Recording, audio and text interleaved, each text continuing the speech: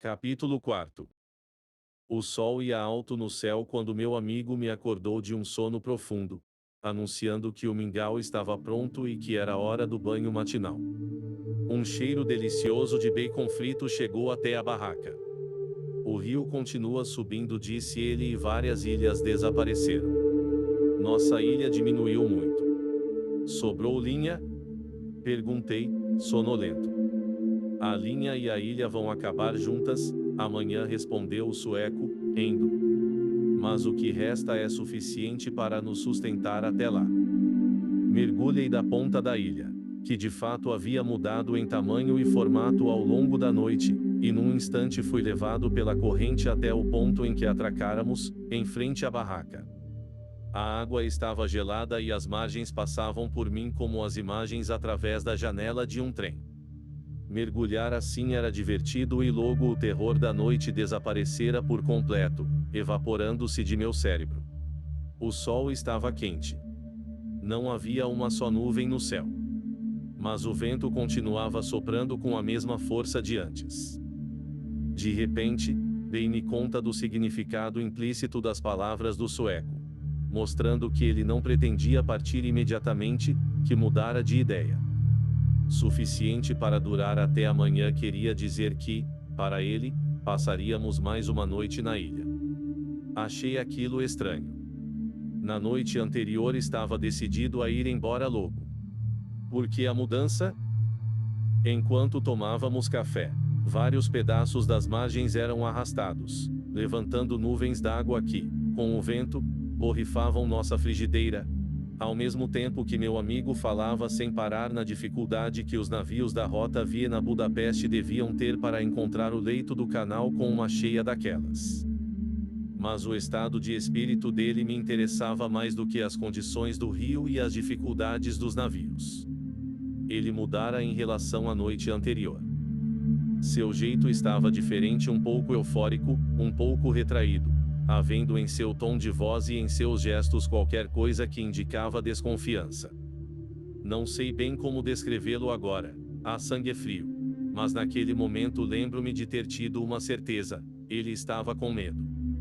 Comeu pouco no café da manhã e, pela primeira vez, não fumou seu cachimbo. Abriu o mapa diante de si e começou a estudá-lo. Acho bom sairmos daqui a uma hora, disse eu, tentando abrir caminho para que ele afinal dissesse o que sentia. E a resposta me intrigou, claro. Se eles deixarem. Eles, quem? Os elementos? Perguntei, rápido, fingindo desconfiança. Os poderes deste lugar horrendo, sejam eles quem forem, respondeu o sueco, sem tirar os olhos do mapa. Os deuses estão aqui, se é que estão em algum lugar do mundo. Os elementos são sempre os verdadeiros imortais, respondi, rindo da forma mais natural possível, mas sabendo muito bem que meu rosto refletia o que de fato sentia. Foi quando o sueco me olhou com gravidade e, através da fumaça, disse: só com muita sorte vamos conseguir sair daqui sem enfrentar mais desgraça. Era o que eu temia, sabendo que já não poderia evitar uma pergunta direta. Era como dar permissão ao dentista para que me arrancasse um dente. A hora chegara e o resto era tudo fingimento. Mais desgraça. Por quê? O que aconteceu? É simples, o remoguia desapareceu, respondeu o sueco, com voz mansa. O remoguia desapareceu? Repeti, apavorado, porque aquele remo era nosso leme e navegar o Danúbio naquela cheia sem um leme era suicídio. Mas o que?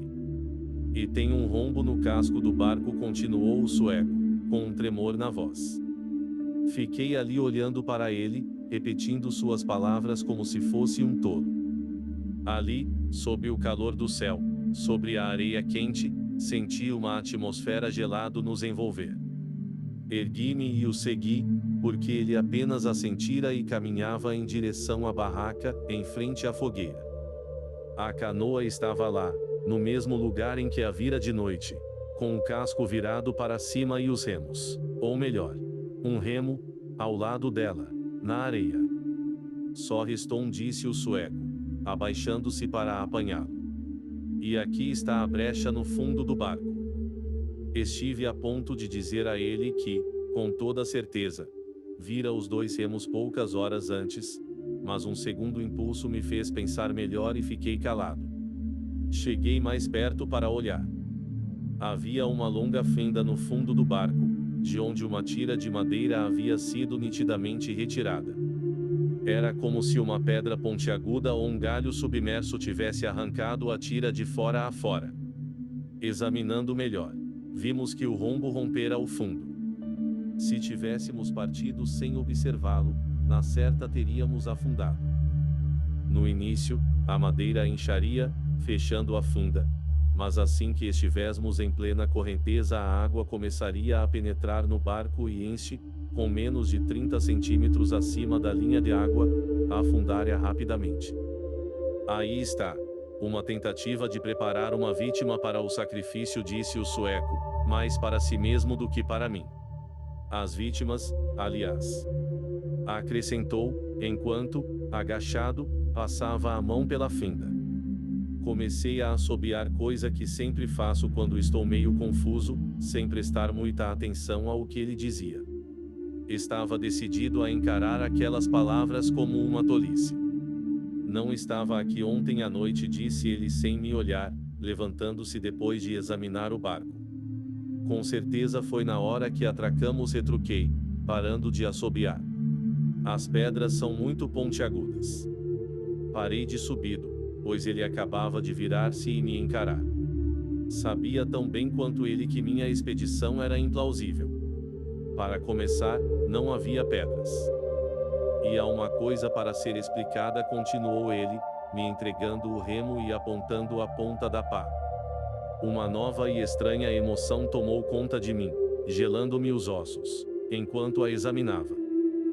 A lâmina da pá estava gasta, perfeitamente gasta, como se alguém a tivesse lixado com cuidado, tornando-a tão fina que ao primeiro movimento mais vigoroso o remo se teria partido pelo cabo.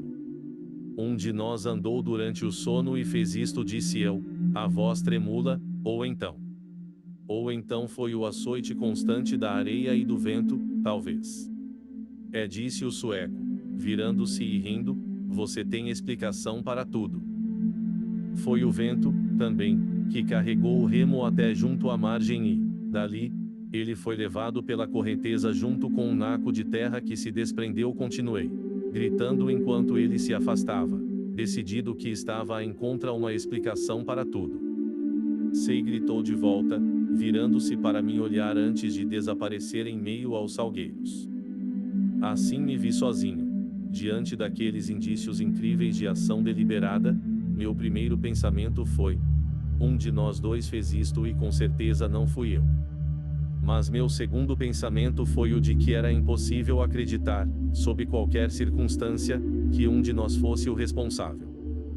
Não podia crer, nem por um segundo, que meu amigo, em que confiava, companheiro de mais de 10 expedições como aquela, pudesse conscientemente ter feito aquilo. Igualmente absurda era a hipótese de que ele, com sua natureza imperturbável e sem imaginação, tivesse de repente perdido a razão e se ocupasse com tais propósitos insanos. Contudo, o que mais me perturbava, mantendo vivo o frio dormindo mesmo sob o esplendor de todo aquele sol, era a certeza de que uma estranha mudança se operara na mente do sueco.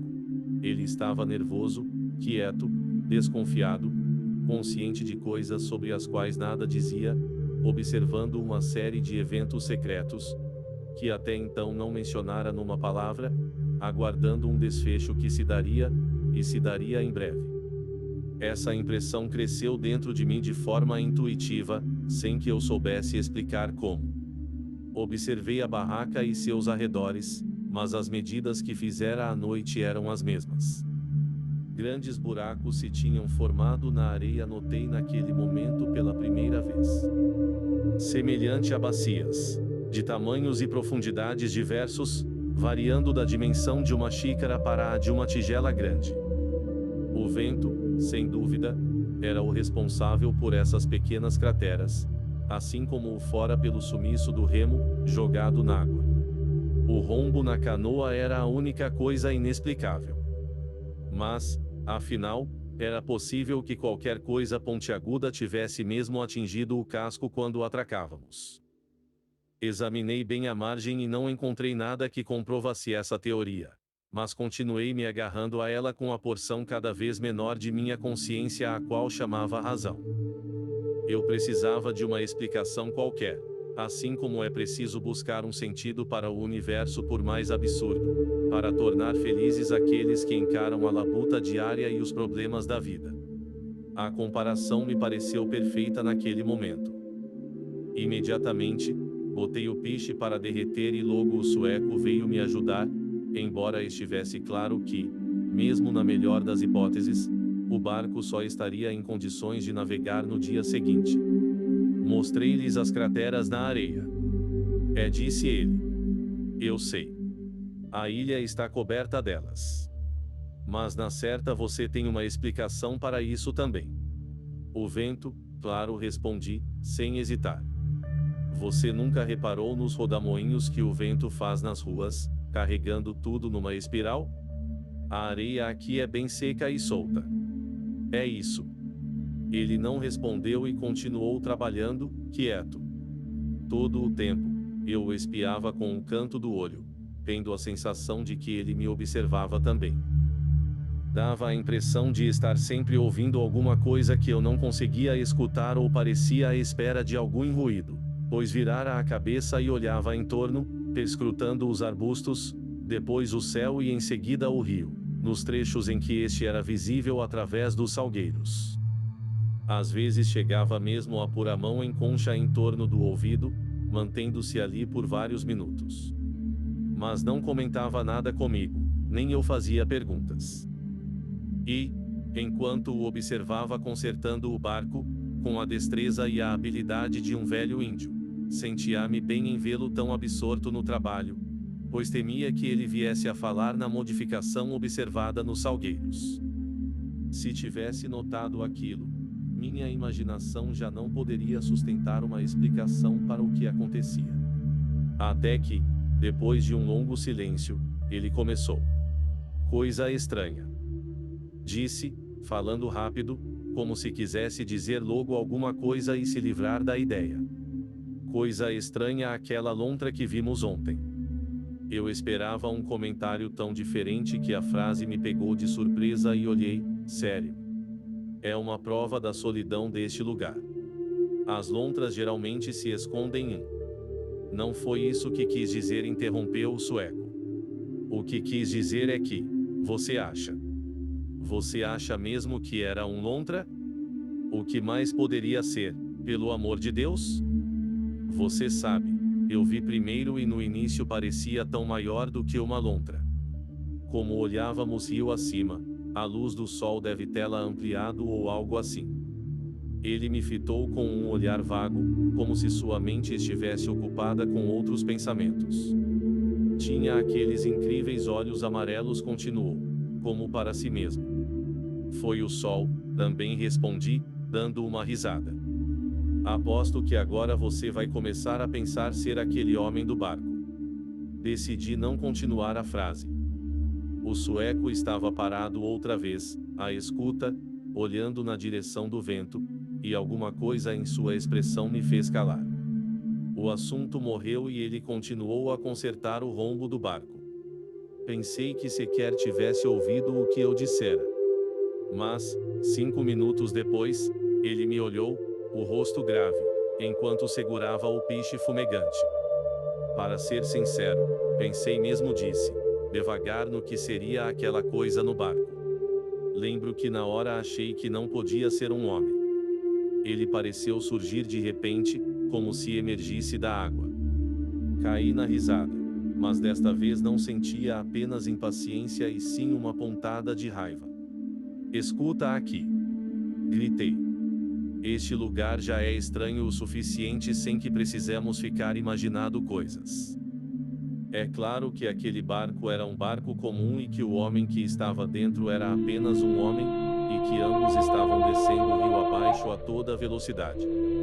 E a lontra era uma lontra, sim, por isso vamos parar de bancar os bobos. Ele me olhou sem piscar, com a mesma expressão grave de antes. Não parecia contrariado. Seu silêncio me encorajou. E, por favor, continuei.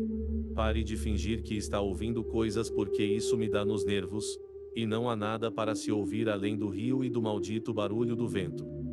Seu idiota. Ele reagiu afinal, a voz entrecortada. Seu grande idiota. É exatamente assim que todas as vítimas falam. Como se não soubesse tão bem quanto eu. Havia desdém em sua voz, mas também um toque de resignação. A melhor coisa a fazer é você calar a boca e tentar manter a mente firme. Essa tentativa de ficar se enganando só vai tornar a verdade ainda mais dura quando chegar a hora de encará-la.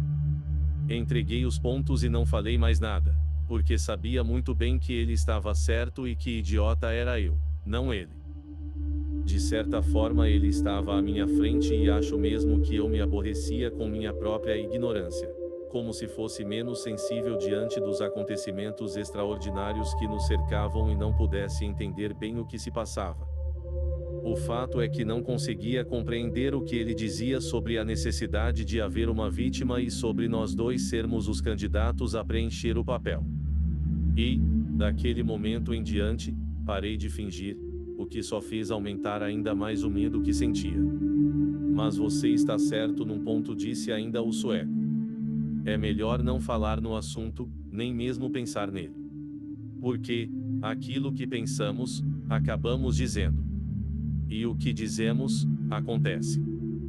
Enquanto o casco do barco secava e endurecia, passamos a tarde tentando pescar, pestando o remendro, apanhando linha e observando a cheia avassaladora. Toras de madeira desciam com a enxurrada e tentávamos fisgá-las com galhos mais longos de salgueiros.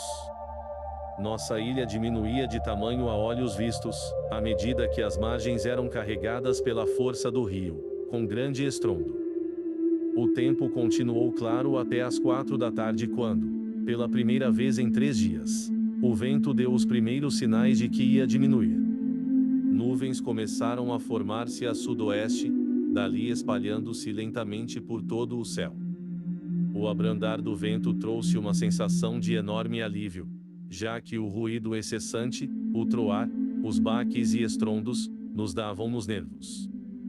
Mas o silêncio que desceu sobre nós lá pelas 5 da tarde foi, devo admitir, de certa forma opressivo.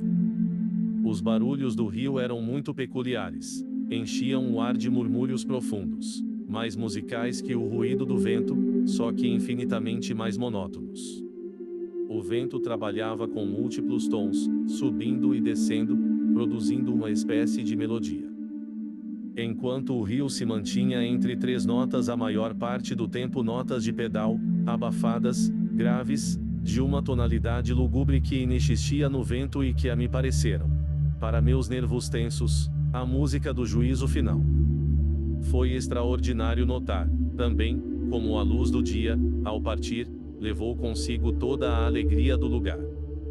E, tendo a região já apresentado antes a sugestão de lago sinistro, a mudança, é claro, foi ainda mais visível e maléfica. Para mim, o escurecer foi um sinal de alarme e logo flagrei-me calculando quantas horas depois do pôr do sol a lua surgiria no horizonte, à lesta, e se o céu nublado impediria que o luar iluminasse a ilha. Com o vento reduzido a um murmúrio, embora, às vezes, soprasse em breves espasmos, o rio tornou-se aos meus olhos ainda mais negro, enquanto os salgueiros se adensavam. Estes últimos pareciam mover-se independentemente do vento, agitando-se quando não havia qualquer lufada, estremecendo das raízes para cima. Quando objetos do cotidiano são marcados por uma sugestão de horror, estimulam a imaginação mais do que os objetos de aparência estranha. E ali, os arbustos, cercando-nos, assumiam, à medida que escurecia, a aparência grotesca de criaturas vivas. Sua banalidade, eu sentia, mascarava as forças malignas e hostis que se voltariam contra nós. As forças do lugar aproximando-se cada vez mais com o cair da noite, concentrando-se em nossa ilha, em nós. Pois era assim, em termos de imaginação, que se apresentavam minhas sensações naquele lugar extraordinário. Dormira bastante no início da tarde, recuperando-me da exaustão provocada pela noite inquieta. Mas isso só servia para me deixar ainda mais suscetível à magia obsessiva daquela região assombrada. Tentava evitá-la, rindo de meus sentimentos e encarando-os como criancice sem sentido, apresentando explicações óbvias e físicas para tudo e, no entanto, a sensação crescia dentro de mim, fazendo com que temesse a chegada da noite como um menino perdido na floresta. De dia, a canoa fora cuidadosamente coberta com um impermeável e o remo que restava fora amarrado pelo sueco na base de uma árvore, para que o vento não o carregasse como fizera com o outro. A partir das 5 da tarde, ocupei-me com a panela e os preparativos para o jantar, já que naquela noite era minha vez de cozinhar. Tínhamos batatas, cebolas, pedaços de bacon que usávamos para dar mais sabor à comida e um resíduo indefinido dos cozidos anteriores que ficara no fundo da panela. Adicionando pedaços de pão preto, o resultado era muito bom, seguido de um doce de ameixa e de uma beberagem composta de chá bem forte e leite desidratado. Havia uma boa pilha de linha à mão e, sem vento, meu trabalho tornava-se fácil. Meu amigo observava tudo preguiçosamente, dividindo sua atenção entre limpar o cachimbo e ficar dando palpite privilégio concedido àqueles que estão de folga. Ele estivera calado por toda a tarde, ocupado em consertar a canoa, em reforçar as cordas da barraca e em pescar toras de madeira, enquanto eu dormia. Não voltáramos a conversar sobre assuntos desagradáveis e acho que seu único comentário havia sido sobre a destruição gradual da ilha, que segundo ele já estava com um terço do tamanho de quando chegáramos. O cozido começava a borbulhar quando ouvi sua voz me chamando da margem, para onde tinha ido sem que eu notasse. Corri até lá. Venha ouvir, disse ele, e vamos ver o que você me diz disso. Tinha a mão em concha ao redor do ouvido, como fizera outras vezes. Agora você está ouvindo? Perguntou, olhando-me com curiosidade. Ficamos ali por um instante, escutando com atenção. Primeiro ouvi apenas a nota grave das águas e os salvos que se erguiam da superfície turbulenta. Os salgueiros, pela primeira vez, pareciam imóveis e silenciosos. Até que um som, fraco, chegou a meus ouvidos. Um som peculiar semelhante ao ruído de um gongo distante. Parecia vir em nossa direção através da escuridão de pântanos e salgueiros da margem oposta. Repetia-se a intervalos regulares, mas com toda a certeza não era nem um sino nem o apito de um navio distante. Não saberia compará-lo a nada a não ser ao som de um gigantesco gongo, suspenso no céu muito longe dali, repetindo incessantemente sua nota metálica e abafada, suave e musical, à medida que era batido. Meu coração acelerou-se. Eu ouvi o dia inteiro, disse meu amigo.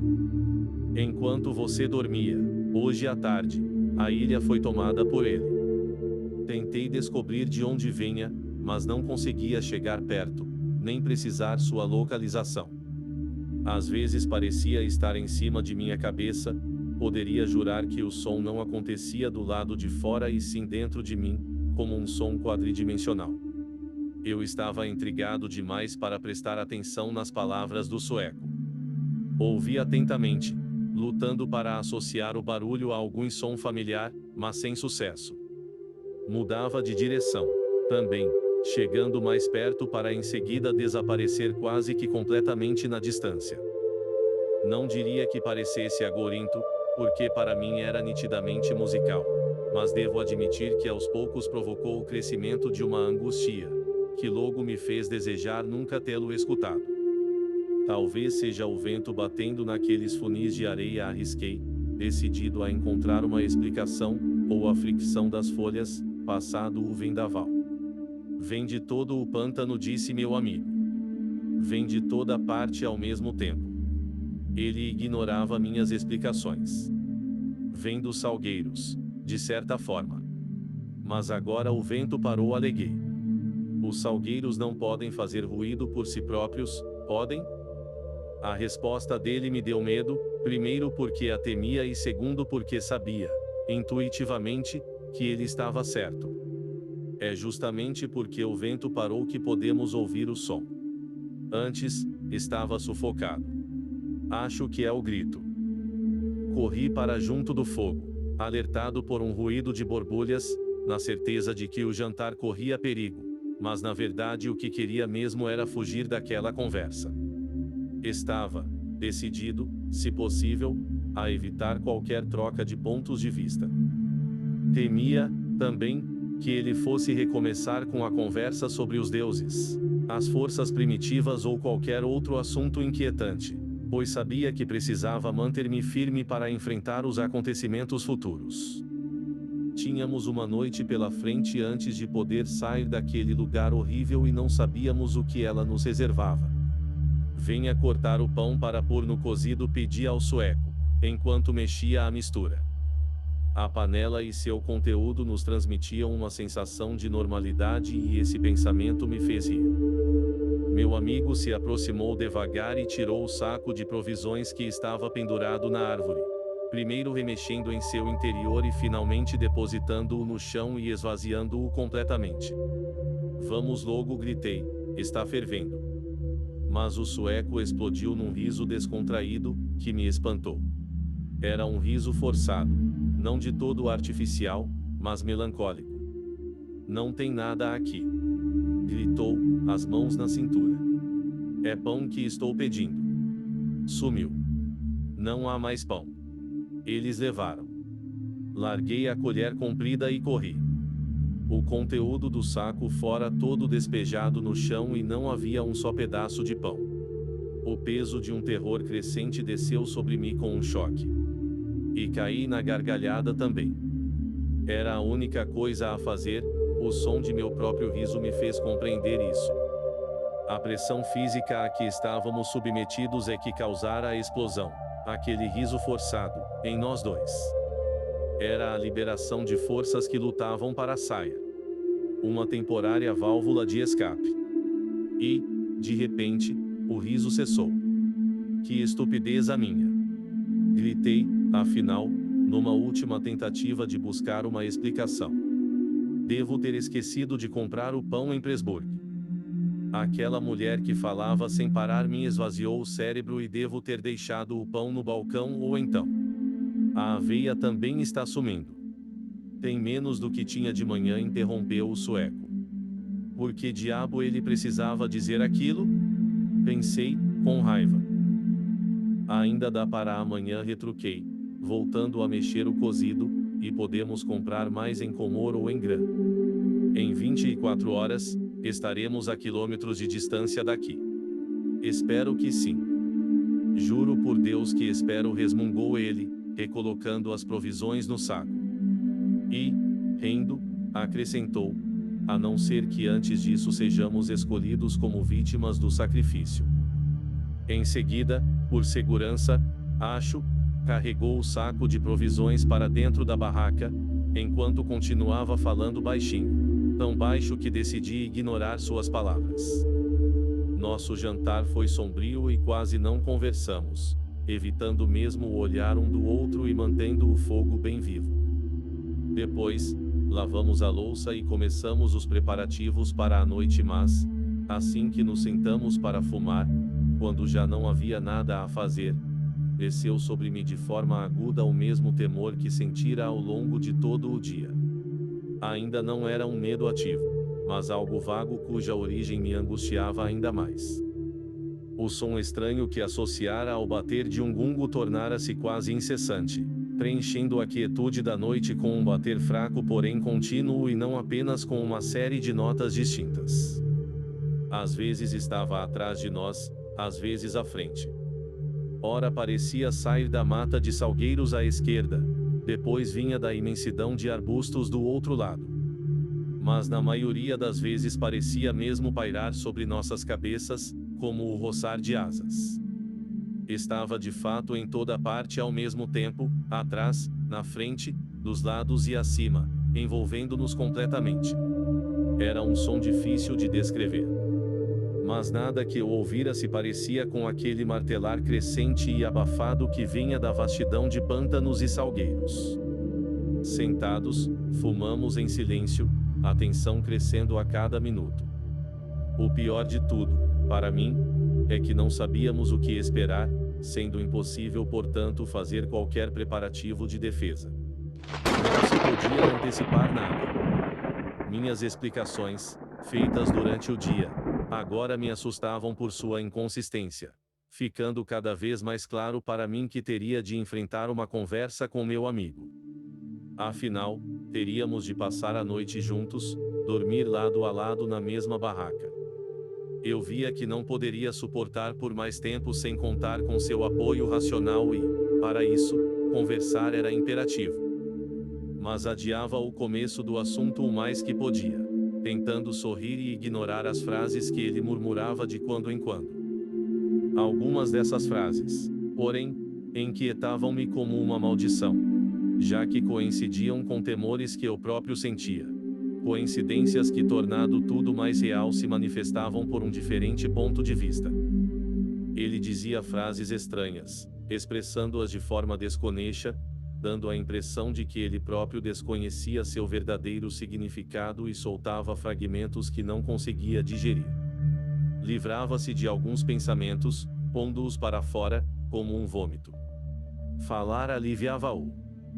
Há em nós alguma coisa que leva à desordem, à desintegração, à destruição, à autodestruição, disse, num dado momento, diante da fogueira que ardia. Em algum ponto, nós cruzamos a linha de segurança. Num outro instante, quando o som do gongo se tornara mais forte do que nunca, acima de nossas cabeças, ele pareceu falar sozinho. Um fonógrafo não poderia reproduzir esse som. Ele não parece penetrar pelos ouvidos. As vibrações me alcançam de outra forma, parecem estar dentro de mim, como um som quadridimensional. Eu nada respondia e continuava ali, sentado junto ao fogo, olhando a escuridão em torno. As nuvens dessas no céu e não havia sinal de lua. Tudo estava muito quieto e somente o rio e os sapos faziam seus ruídos. É isso, continuou ele, que o torna extraordinário. É desconhecido. Só há uma forma de descrevê-lo: não é um som humano. Não pertence à raça humana. Tendo posto para fora essa porção indigesta, ficou quieto por um tempo. Mas expressava de forma tão admirável o que eu próprio sentia que foi um alívio ouvir aquilo. Ter aquele pensamento confinado em palavras em vez de vê-lo vagar perigosamente dentro de mim. A solidão daquele acampamento no Danúbio, como poderei um dia esquecê-la? A sensação de estar absolutamente só num planeta vazio. Meus pensamentos voavam em direção às cidades, com suas assombrações tão humanas. Teria dado minha alma, como se diz, pelo calor das cidades da Bavária que atravessáramos. Pelos lugares humanos, comuns, camponeses bebendo cerveja, mesas por entre as árvores, sol a pino e um velho castelo na colina, para além da igreja, com seu telhado vermelho. Até mesmo os turistas teriam sido bem-vindos. E, contudo, o medo que sentia não era um simples medo de fantasmas. Era infinitamente maior e mais estranho, parecendo surgir de um senso de terror ancestral, muito mais perturbador do que qualquer outro temor que jamais tivera, mesmo em sonhos. Havíamos feito um desvio, como o sueco dissera, e caímos numa região de enormes riscos, embora desconhecidos. Uma região onde as fronteiras de um mundo misterioso estavam muito próximas. Um ponto dominado por habitantes do espaço. Uma espécie de visor por onde eles espionavam a Terra, às escondidas. Um ponto em que era tênue a linha divisória entre os dois mundos. Se ficássemos por muito tempo mais, seríamos arrastados através da fronteira e privados daquilo que chamamos nossa vida, ainda que por um processo mental e não físico. Nesse sentido, seríamos, como ele dizia, as vítimas de nossa aventura, as vítimas do sacrifício. Aquilo nos atingia de forma diversa, cada um segundo a medida de sua própria sensibilidade ou poder de resistência. Eu o traduzia vagamente na personificação da fúria dos elementos, investindo-os com o horror de um propósito maléfico e deliberado, como se eles se ressentissem de nossa audaciosa intromissão. Já meu amigo tudo vira, num primeiro momento, com a invasão de uma espécie de santuário, um lugar ainda povoado pelos deuses da antiguidade, onde a força daqueles que os adoravam permanecia. E a porção ancestral que havia nele curvava-se ante a magia pagã. De qualquer forma, aquele era um luar intocado pelo homem, varrido por ventos que o mantinham virgem da influência humana, num local onde as forças espirituais estavam visíveis e agressivas. Nunca, antes ou depois, eu seria tomado por tamanha sensação de estar numa região alienígena, onde prevalecia outro tipo de vida, outra evolução, sem paralelo com a raça humana. E, por fim, nossas mentes sucumbiram sob o peso daquela magia terrível e seríamos tragados através da fronteira para o outro mundo. Pequenos detalhes contribuíam para reforçar essa curiosa influência do lugar e agora, no silêncio em torno do fogo, se faziam notar ainda com mais clareza. A própria atmosfera mostrara-se capaz de ampliar as coisas, distorcendo a realidade. A lontra rolando na correnteza, o homem no barco fazendo sinais, os salgueiros mutantes. Todos tinham sido roubados de seu caráter natural. Deles revelando-se uma outra face como se existissem do outro lado, para além da fronteira. E esses aspectos era Lago Novo não apenas para mim, mas para toda a raça. Toda a experiência cujo vértice tocáramos era desconhecida da humanidade. Era uma experiência única, onde cabia, mais do que nunca, a palavra alienígena. O propósito, a maneira deliberada, é o que mais apavora, disse o sueco de repente, como se seguisse meus pensamentos. Caso contrário, poderíamos atribuir à imaginação. Mas foi tudo, o remo, a canoa, a comida desaparecendo. Mas já não consegui explicar tudo? Existi, por puro hábito. Explicou, respondeu ele. 5. Explicou, com certeza. Ainda fez outros comentários sobre o que chamou de determinação em encontrar uma vítima. Mas eu, tendo organizado melhor meus pensamentos, percebi que era apenas o grito de alguém que estava com medo, sabendo-se atacado numa parte vital, temendo ser levado ou destruído. A situação exigia uma coragem e uma calma racional que nenhum de nós parecia ter-se. Eu nunca antes tive tão clara de estar partido em dois. Uma parte tinha explicações para tudo, enquanto a outra, embora me pânico, ria das soluções tolas. Enquanto isso, no negror da noite, o fogo morria lentamente e a pilha de linha ia diminuindo. Nenhum de nós se movia para ir buscar madeira e a escuridão se fechava mais e mais sobre nós. A poucos metros do círculo iluminado pela fogueira, o escuro era total. De quando em quando, uma lufada de vento remexia os salgueiros, que murmuravam, mas, fora esse som, nada agradável. Reinava um silêncio profundo e triste, quebrado apenas pelo gorgolejar do rio e pelo troar do gongo distante. Nós dois sentíamos falta do canto feroz do vento. A uma certa hora, quando uma lufada mais forte fez pensar que a ventania iria recomeçar, cheguei ao ponto de saturação. O ponto em que era absolutamente necessário buscar alívio na palavra. Do contrário, me trairia com alguma extravagância histérica cujo efeito seria ainda pior. Chutei a fogueira, fazendo subir as chispas, e virei-me para o sueco, que me olhou espantado. Chega de fingir, disse. Não gosto deste lugar, desta escuridão, dos ruídos e dos sentimentos estranhos que eles provocam. Tem alguma coisa aqui capaz de me abalar profundamente. Estou apavorado, essa é que é a verdade. Se na outra margem fosse diferente, juro que nadaria até lá. O rosto do sueco empalideceu, apesar do bronzeado obtido com tanto sol e tanto vento. Ele me olhou fixamente e respondeu baixinho, embora sua voz traísse uma excitação camuflada por aquela calma artificial. Por enquanto, de qualquer forma, ele era o mais forte de nós dois. Era o mais fleumático, pelo menos. Não é uma questão meramente física, algo do qual possamos escapar correndo, disse, com o tom de um médico dando o diagnóstico a uma doença grave. Precisamos é ficar quietos e esperar. Aqui perto há forças capazes de matar um bando de elefantes num segundo, com a mesma facilidade com que mataríamos uma mosca. A única chance que temos é ficar bem quietos. Nossa insignificância talvez possa nos salvar. Dezenas de perguntas formaram-se em minha expressão, mas não encontrei palavras. Era exatamente como ouvir um diagnóstico preciso sobre sintomas que eu vinha sentindo. O que quero dizer é que até agora, embora estejam conscientes de nossa presença intrusa, eles ainda não nos encontraram. Não nos localizaram, como diriam os americanos, disse ele. Estão farejando por toda parte, como homens buscando um vazamento de gás. O remo, a canoa e as provisões provam isto. Eles sentem nossa presença, mas não nos podem ver. Por isso, devemos manter nossas mentes quietas.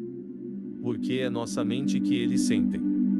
Devemos controlar nossos pensamentos ou estaremos perdidos. Mortos, você quer dizer? Balbuciei, sentindo um sopro gelado me percorrer. Pior. Muito pior, respondeu ele. A morte, dependendo da crença de cada um, significa aniquilamento ou libertação dos limites do corpo físico, mas não significa a mudança do eu. Você não se modifica porque seu corpo deixou de existir. Estou falando de uma alteração radical, uma mudança completa, uma horrível perda de si próprio e sua substituição. O que é muito pior do que a morte ou o aniquilamento. Acampamos em um lugar onde a terra deles toca a nossa. Um ponto em que é tênue a linha divisória entre os dois mundos, horror dos horrores. Ele usava minhas próprias palavras, a mesma frase. E, por isso, eles sabem que estamos por perto. Mas quem são eles? Perguntei. Esqueci de tudo, do tremor dos salgueiros na noite sem vento, do som acima de nossas cabeças, de tudo, apenas à espera de uma resposta, que temia mais do que jamais conseguiria explicar. O sueco baixou a voz, curvando-se sobre o fogo. Seu rosto tinha uma expressão tão estranha que baixei os olhos, sem poder encará-lo. Por toda a minha vida, disse ele, sempre tive consciência, de forma estranha e vívida, da existência de um outro mundo. Não muito distante do nosso, embora totalmente diverso, onde grandes acontecimentos têm lugar, onde personalidades imensas e terríveis se movimentam, centradas em vastos propósitos comparados com os quais nossas preocupações, a ascensão e a queda das nações, o destino dos impérios, o fim dos exércitos e dos continentes, tudo é apenas um grão de poeira. Vasto propósitos, quero dizer, que lidam diretamente com a alma, não indiretamente com meras expressões da alma. Eu sugiro que... Comecei, tentando fazê-lo calar-se, sentindo-me como se estivesse diante de um louco. Mas ele me sobrepujou com a torrente de palavras que precisava ser despejada. Você pensa, disse, que são os espíritos dos elementos, e eu cheguei a pensar que fossem deuses da antiguidade. Mas ouça, não é uma coisa nem outra. Se fossem, seriam entidades reconhecíveis, relacionadas com o homem, dele dependendo para a adoração ou o sacrifício. Quando, ao contrário, esses seres que estão atrás de nós não têm qualquer relação com a raça humana, sendo por mero acaso que, aqui neste lugar, o mundo deles toca o nosso. A simples concepção daquelas palavras, ditas de forma que as tornava tão convincentes, enquanto eu as ouvia na solidão daquela ilha perdida, me fez estremecer. Já não conseguia controlar meus próprios movimentos. E o que você propõe? Perguntei. Um sacrifício, uma vítima, talvez possa distraí-los enquanto escapamos, continuou o sueco, assim como os lobos que, devorando os cães, dão uma chance ao caçador em seu trenó. Mas o problema é que não há nenhuma outra vítima por perto. Eu olhava, pasmo. O brilho em seu olhar era aterrador. Ele prosseguiu: são os salgueiros, tenho certeza. Os salgueiros mascaram os outros, mas os outros começam a nos farejar. Se deixarmos que nossa mente denuncie o medo que sentimos, estaremos perdidos, completamente perdidos. Ele me olhava com uma expressão tão calma, tão determinada e sincera, que eu já não podia pôr em dúvida sua sanidade. Ele estava mais lúcido do que qualquer homem em qualquer época. Se pudermos aguentar por uma noite, continuou, talvez, com o dia claro, possamos fugir sem ser notados. Ou melhor, sem ser descobertos. Mas você acha mesmo que um sacrifício poderia? O gongo soou forte acima de nossas cabeças, mas foi a expressão de medo no rosto de meu amigo que me fez calar. Psyll. Sussurrou, a mão erguida. Não fale neles, a não ser que seja inevitável. Não se refira a eles pelo nome. Nomear é revelar, é a pista fatal e nossa única esperança está em tentarmos ignorá-los, para que nos ignorem também. Mesmo em pensamento? Ele estava muito agitado, principalmente em pensamento. Nossos pensamentos formam espirais no mundo deles. Se pudermos, devemos mantê-los fora de nossas mentes a todo custo. Avivei o fogo para evitar que a escuridão aumentasse. Jamais em toda a vida ansiaria tanto pela luz do sol quanto ao negror daquela noite de verão. Você estava acordado na noite passada? Indagou o sueco de repente. Dormi um pouco quando anoiteceu, mas muito mal, respondi, de forma evasiva, pesando nas recomendações de meu amigo, que, intuía, estavam certas, por causa, claro, da ventania. Eu sei. Mas nem todos os ruídos vinham do vento. Então você também ouviu? Aquele som múltiplo, com uma infinitude de pequenos passos.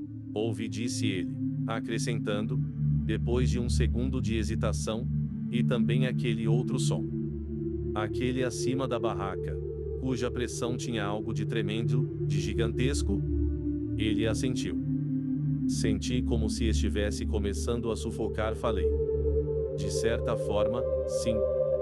Pareceu-me que o peso da atmosfera havia sido alterado, havia crescido enormemente e que iria nos esmagar. E isso? Perguntei, decidido a ir até o fim e apontando para cima, de onde vinha o barulho do imenso gongo, aumentando e diminuindo como se fosse o vento. O que você me diz disso? É o som deles, sussurrou o sueco, o rosto grave. É o som do mundo deles, o murmúrio dessa região desconhecida.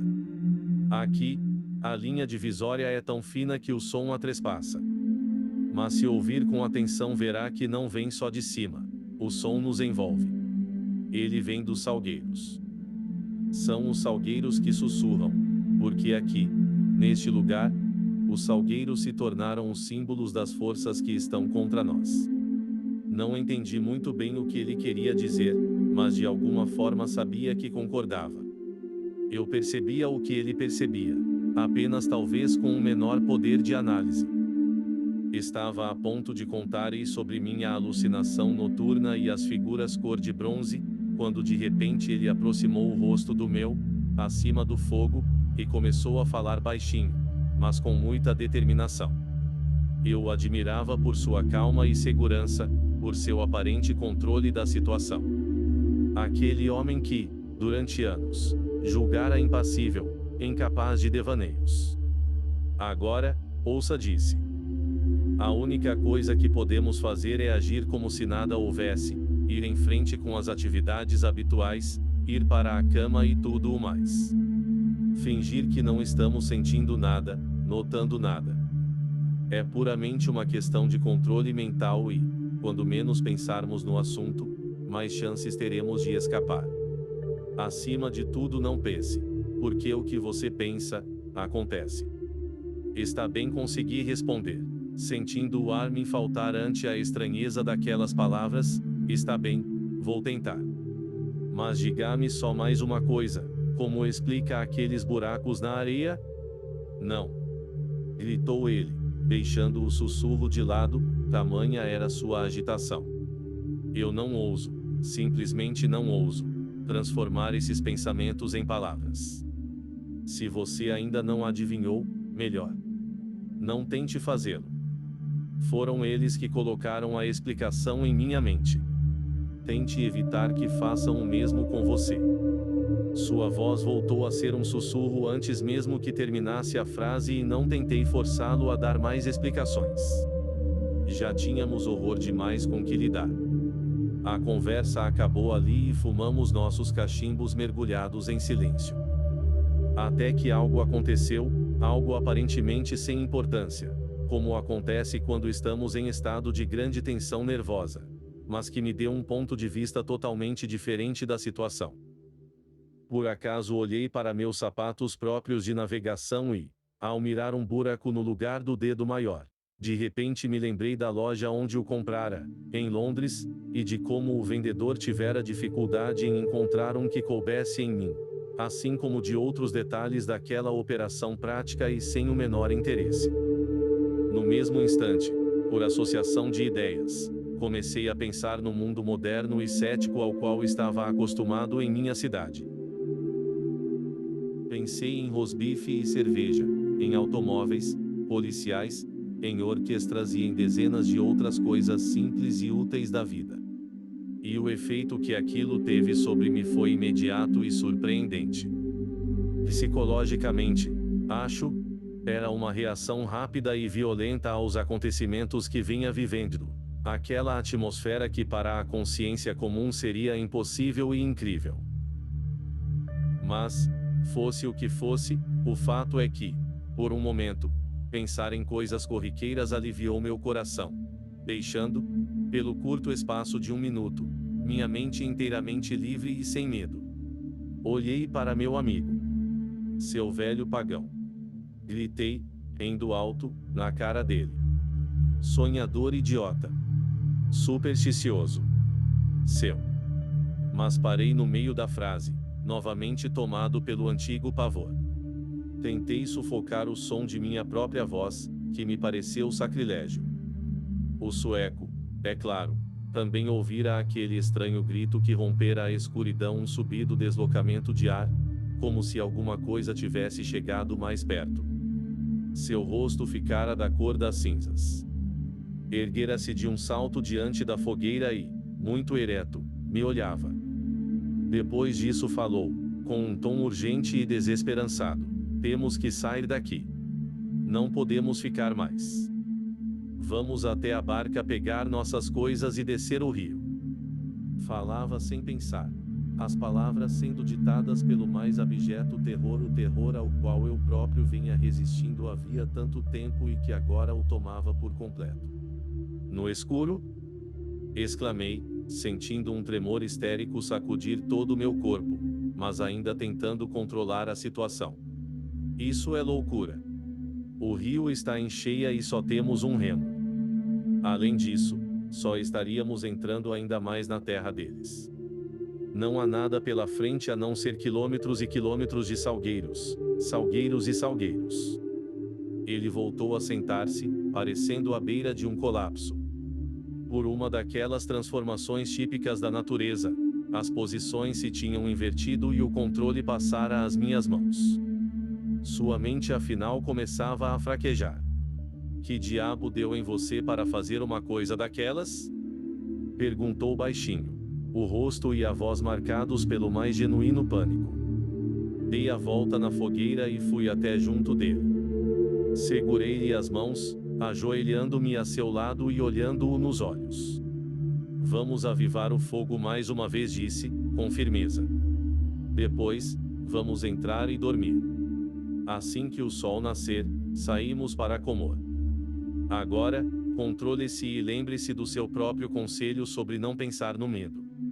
Ele não disse nada e vi que concordava e obedeceria. De certa forma, foi um alívio levantar e enfrentar a escuridão em busca de mais linha. Ficamos juntos todo o tempo, quase roçando um no outro, tateando no escuro por entre os arbustos e junto à margem do rio. O soar do gongo acima de nós não cessava nunca, parecendo mesmo aumentar de intensidade à medida que nós embrenhávamos na mata, distanciando-nos do fogo. Era uma tarefa de arrepiar os cabelos. Estávamos dentro de uma moita mais fechada de salgueiros, apanhando toras de madeira que se tinham emaranhado dos galhos, remanescentes de uma enchente anterior, quando senti no braço um aperto tão forte que quase fui ao chão. Era o sueco. Ele caíra em cima de mim e se agarrava a meu braço em busca de apoio. Ouvi sua respiração entrecortada. "Olhe! Pela minha alma! Olhe!" sibilou. E, pela primeira vez em toda a minha vida, soube o que era uma voz transformada no som do terror. Ele apontava para a fogueira, a uns 15 metros dali. Segui a direção de seu dedo e juro que meu coração parou de bater. Ali, banhado pela luz do fogo que morria, um espectro se movia. Eu o via com olhos turvos, como se toldados por aquelas cortinas finas de gaze que no teatro cobrem o fundo dos palcos em meio à penumbra. Não era humano, nem animal. Deu-me a estranha impressão de ser do tamanho de vários animais juntos, como cavalos, 2 ou 3, movendo-se lentamente. O sueco também pareceu achar o mesmo, embora expressasse isso de maneira diferente, porque a ele lhe pareceu ter a forma e o tamanho de uma moita de salgueiros, arredondada no alto, de superfície tremula, subindo ao céu em espiral, como fumaça, como diria depois. Vi quando surgiu de dentro da mata, soluçou, entre dentes. "Olhe, pelo amor de Deus! Está vindo na nossa direção." E num grito agudo como um silvo, completou: "Eles nos encontraram." Olhei aterrorizado e mal pude ver que o espectro oscilante se aproximara de nós, pois caí para trás, em meio aos galhos. Eles, com certeza, não tinham suportado meu peso e, com o sueco agarrado a mim, desabamos os dois na areia. Eu mal podia compreender o que estava acontecendo. Lembro-me apenas da sensação que me tomou, como se meus nervos expostos fossem retorcidos, batidos e depois reimplantados, tiritando. Meus olhos estavam bem fechados. Alguma coisa estrangulava minha garganta. E havia a sensação de que minha consciência expandia, mergulhando no espaço, até que aos poucos senti que ela se enfraquecia e começava a morrer. Mas um espasmo de dor aguda me trespassava e eu estava consciente de que era o sueco que me agarrava com força indescritível, machucando-me. Era a maneira como ele se segurara em mim quando caímos. Mas foi essa dor, ele diria depois, que me salvou. Ela me fez esquecer deles, desviou meu pensamento no instante exato em que iam me pegar. A dor manteve minha mente distante no momento da descoberta, justamente a tempo de evitar que me levassem. Ele próprio, o sueco, desmaiou naquele instante e foi também o que o salvou. Sei apenas que mais tarde, se pouco ou muito tempo depois não poderia dizer, dei por mim tentando escapar aos galhos dos salgueiros, enquanto meu amigo, à minha frente, estendia a mão para me ajudar. Olhei-o, confuso, esfregando o braço que ele agarrara. E nada disse. Acho que desmaiei, ouvi-o dizer. Isso me salvou. Porque parei de pensar. Você quase quebrou meu braço, falei, pois era a única coisa que me passava pela cabeça. Estava completamente zonzo. Foi isso que salvou você, disse ele. Cá entre nós, conseguimos despistá-los. O barulho parou. Foram embora. Pelo menos por enquanto. Uma onda de riso histérico voltou a tomar conta de mim, dessa vez estendendo-se a meu amigo também. Caímos os dois num riso descontrolado, que nos trouxe enorme sensação de alívio. Voltamos para junto do fogo e o avivamos com a linha que havíamos catado. Só então vimos que a barraca tinha desabado e que a lona era um emaranhado no chão. Começamos a rearmá-la e, enquanto o fazíamos, tropeçamos várias vezes.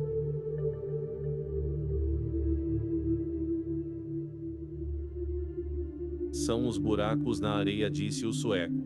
Assim que a barraca estava de novo no lugar e a fogueira renovada iluminava vários metros à nossa volta.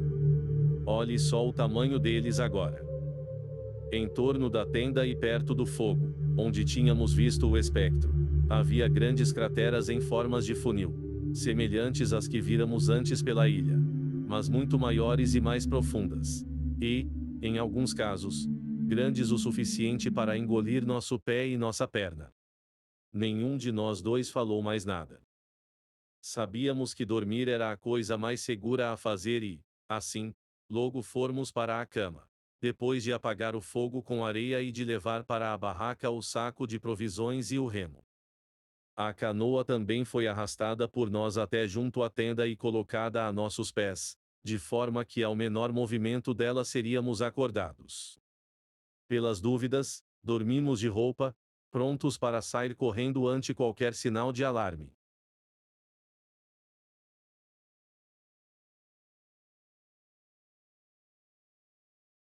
Capítulo 5. Eu estava decidido a permanecer acordado o resto da noite, vigiando. Mas a exaustão de meus nervos e de todo o meu corpo era tamanha que, quando a tensão diminuiu, o sono foi aos poucos me tomando com o tecido suave do esquecimento. O fato de meu amigo ter adormecido contribuiu para isso. A princípio, ele estava inquieto e a todo momento se sentava, perguntando se eu ouvira esse ou aquele ruído. Revolvia-se em seu colchão de cortiça e dizia que a barraca estava se movendo ou que o rio estava cobrindo a ilha. Mas a cada vez eu saía para dar uma olha e voltava dizendo que estava tudo bem, até que ele foi ficando mais calmo e acabou aquietando-se. Algum tempo depois, sua respiração tornou-se regular e ouvi com simpatia que roncava. Acho que foi a primeira e única vez na vida que o som de um ronco me fez bem. Essa foi a última coisa que passou por minha cabeça antes que adormecesse. Acordei sentindo a respiração difícil e logo percebi que a colcha estava cobrindo meu rosto.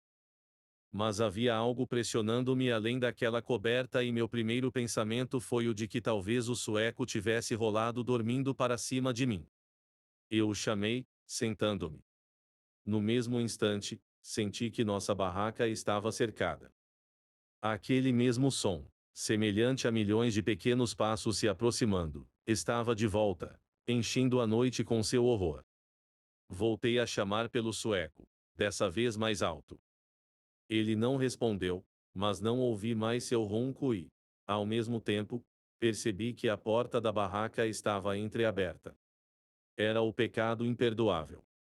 Arrastei-me para fora, no escuro, para prender novamente a porta e só então me dei conta que o sueco não estava mais ali. Ele se fora. Saí correndo feito um louco, na maior agitação, e no instante em que me vi do lado de fora, fui atingido em cheio por uma torrente de sons que me circundavam, parecendo sair de todos os cantos do universo. Era o mesmo murmúrio de antes, só que enlouquecido. Como se um enxame de abelhas gigantes enchesse o ar à minha volta. O som parecia adensar a atmosfera, a ponto de eu sentir que o ar faltava em meus pulmões. Mas meu amigo estava em perigo e eu não podia hesitar um só instante. O dia começava a nascer e uma luz esbranquiçada se espalhava sobre as nuvens a partir de uma linha clara no horizonte. Não havia vento. Eu mal podia divisar os salgueiros e o rio mais além, assim como a mancha pálida dos caminhos de areia. Saí correndo pela ilha em frenesi, chamando o sueco pelo nome, gritando as primeiras palavras que me venham à mente. Mas os salgueiros e o ruído no ar abafavam minha voz e som morria a poucos metros de mim. Mergulhei por entre os arbustos, abrindo caminho com o corpo, tropeçando nas raízes, arranhando o rosto nos galhos que ia encontrando pela frente. Até que, quase sem perceber, fui parar na ponta da ilha e, recortada entre o céu e a água, vi uma silhueta escura. Era o sueco. Estava a ponto de se jogar no rio. Um minuto mais e teria mergulhado. Atirei-me contra ele, atracando-me em sua cintura e puxando-o para longe da beirada com todas as minhas forças.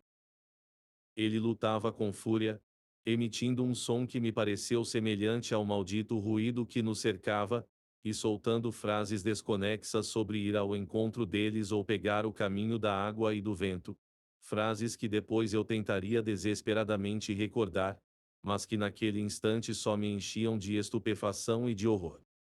Mas afinal consegui dominá-lo e arrastá-lo para dentro da barraca, onde o mantive, ofegante e praguejando, até que a crise passasse.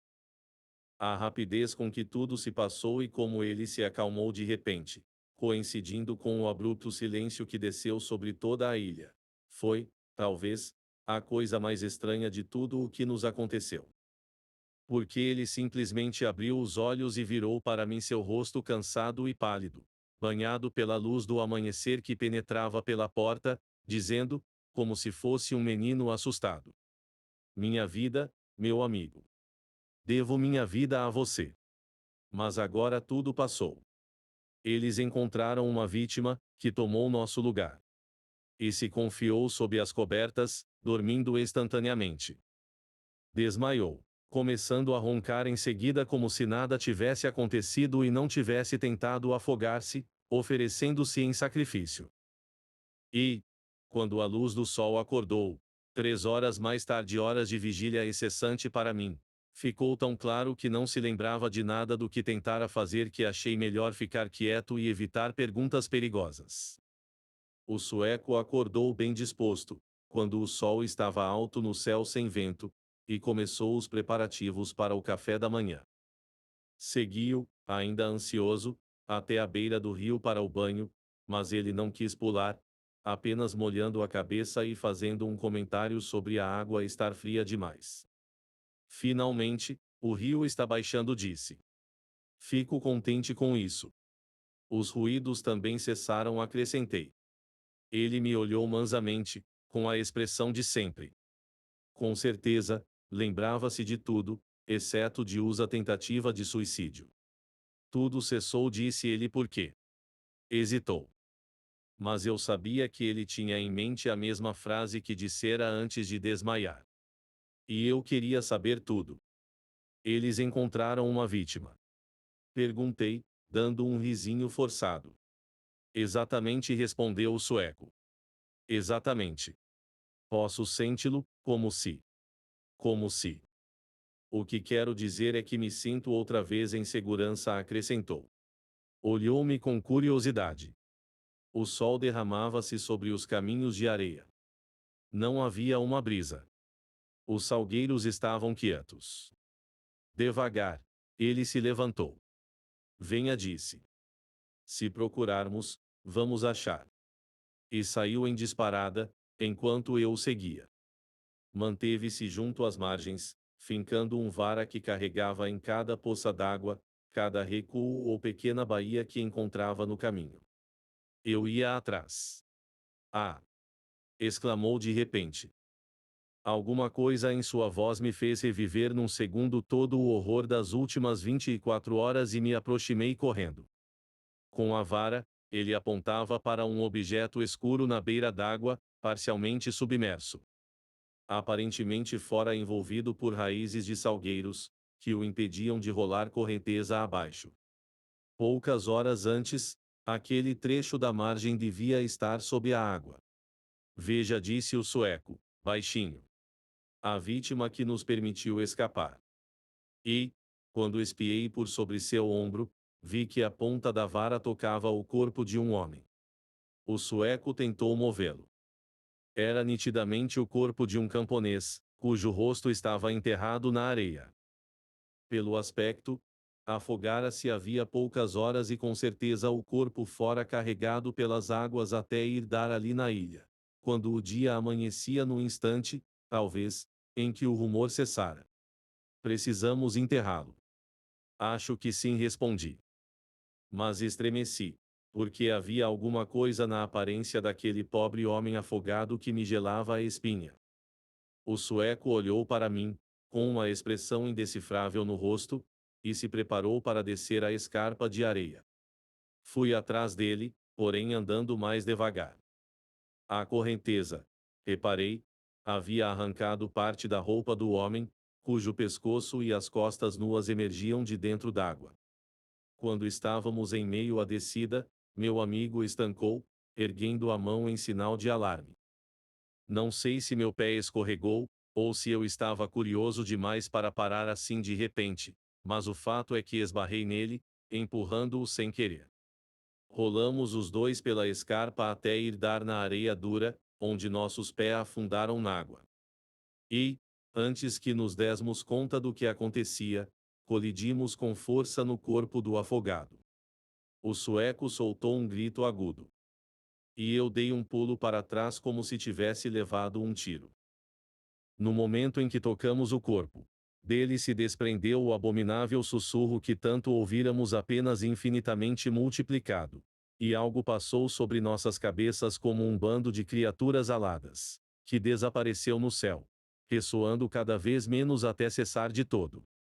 Era como se tivéssemos interrompido um bando de criaturas invisíveis que, atiradas sobre o cadáver, faziam seu barulho.